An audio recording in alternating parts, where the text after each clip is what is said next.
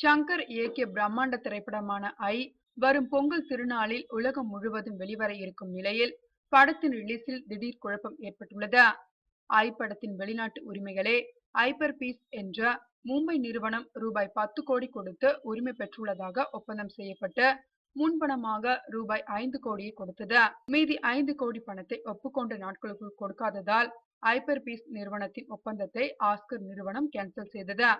ஆனால் ஐபர் பீஸ் நிறுவனம் இது குறித்து வழக்கு தொடுக்க உள்ளது. லண்டனில் இருந்து வங்கி மூலம் பண பட்டுவாடா செய்ய வங்கி ஊழியர்கள் தாமதம் செய்துவிட்டதால் தான் குறிப்பிட்ட நேரத்திற்குள் பணம் சென்றடையவில்லை என்றும், இதில் தங்கள் நிறுவனத்தின் தவறு எதுவும் இல்லாத பட்சத்தில் தங்கள் ஒப்பந்தத்தை கேன்சல் செய்தது முற்றிலும் சட்டத்திற்கு விரோதமானது என்றும் கூறி வழக்கு தொடுக்க உள்ளதாக எச்சரிக்கை செய்துள்ளது.